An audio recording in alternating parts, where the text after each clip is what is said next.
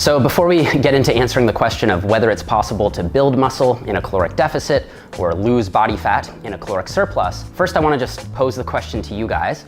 So let's just imagine a scenario where you have a pretty well-trained lifter who's never done any direct forearm training. Now, he usually maintains his weight on around 2,500 calories, but he's currently running a 12-week cut where he'll be dieting on 2,000 calories, so about a 20% caloric deficit. And he'll obviously be losing body mass over the next 12 weeks. So the question I'm posing to you guys is, if he starts doing direct forearm training, so let's say 20 sets per week, will he gain significant muscle in his forearms?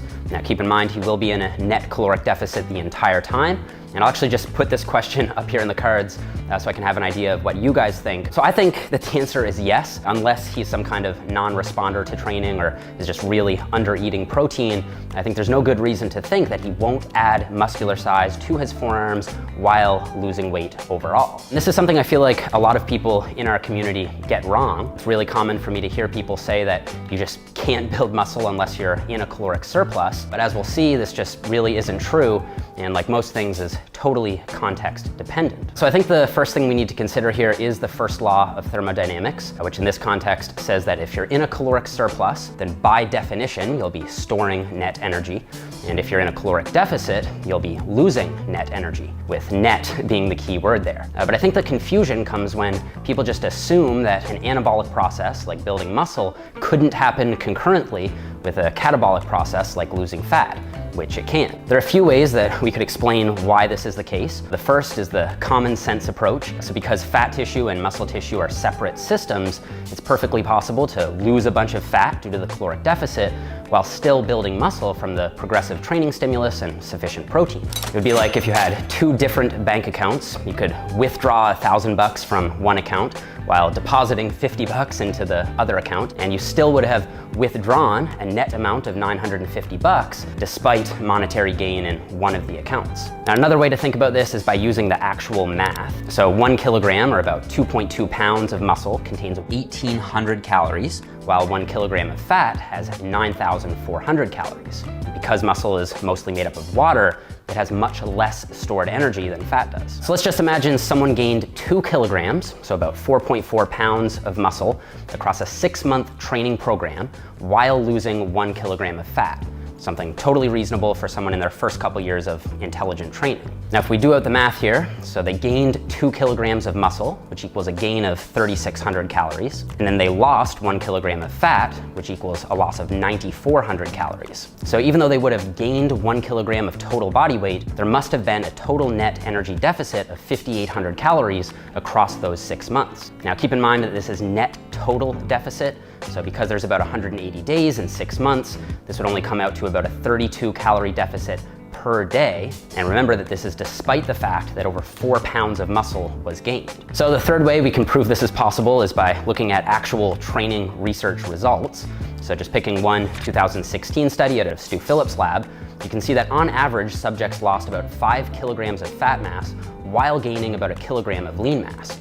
And this was despite being in a caloric deficit and due to the fact that they were on a progressive resistance training program and eating a high protein diet. Now, not everyone can expect amazing body recomposition like this, and as I outlined in my Science Explained video last year on this, the likelihood of any given individual actually building muscle in a caloric deficit depends on several factors. So first, the less training experience you have, the easier it'll be to build muscle in a deficit. Now, the higher your starting body fat percentage, the easier it'll be because the stored fat can serve as a massive energy source throughout the deficit. The smaller the deficit, the easier it will be. In general, I recommend keeping the deficit below 20% of maintenance. And the higher your protein intake, the easier it'll be up to a point, which is probably somewhere around 1 gram per pound of body weight. You'll just want to keep those 4 factors in mind if you want to make it a reality for you. But I actually found the opposite question more interesting. So is it possible to eat in a caloric surplus and still lose body fat?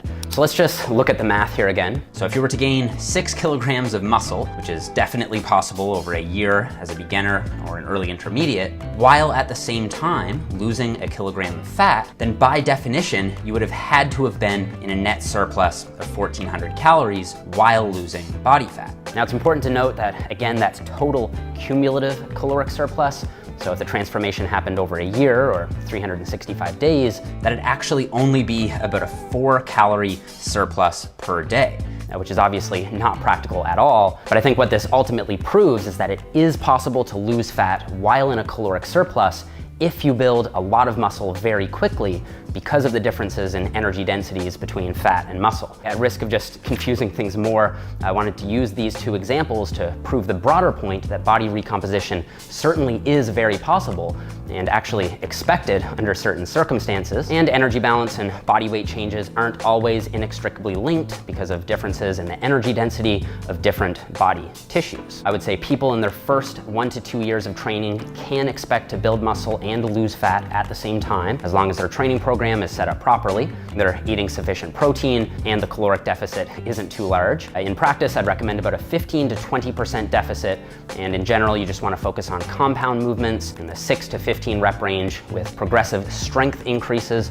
from week to week or month to month. Now, for people beyond their first couple years of training, despite the fact that some data does suggest that body recomposition is still possible in more experienced trainees, I still generally recommend discrete cutting and bulking cycles, because after a certain training age, trying to build muscle while in a caloric deficit will most likely result in either very quickly diminishing returns, meaning slower gains, or as you get even more advanced, you could just be totally spinning your wheels and not really getting much of anywhere with either goal. Before we leave, I'm just gonna pose the first scenario again. So we've got the same guy in a same 20% caloric deficit, but this time he has been training his forearms with 20 sets per week for the last 5 years leading into his cut.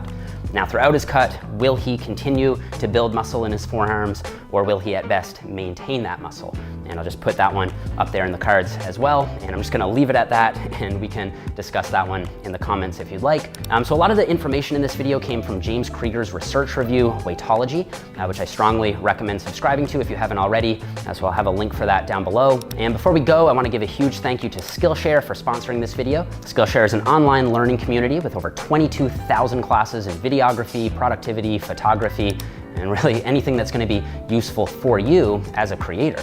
I've been using Skillshare a lot lately to step up my photography and videography game, and you can check out some of my work over on my girlfriend Stephanie's Instagram. I think it's really improving. So I'd like to recommend the course Introduction to Lighting for Videography by Jordi Vandeput, which I'm going to be putting to use a lot in getting my new studio lighting set up for the new Technique Tuesday series, which I'm going to be starting right after recording this. So a premium membership to Skillshare begins around $10 a month, but for the first 350 people to sign up using the first link in the description box below, you're gonna get 2 months of Skillshare for free. And these spots tend to go pretty quickly, so make sure you get in there, sign up, and get working on that skill that you're looking to master. So thanks again to Skillshare for your support on the channel and the video. Thank you guys so much for watching. Don't forget to leave me a like if you learned something or found the video helpful. Please subscribe if you happen to be new to the channel. And I'll see you guys all here in the next video. Right. That's a wrap.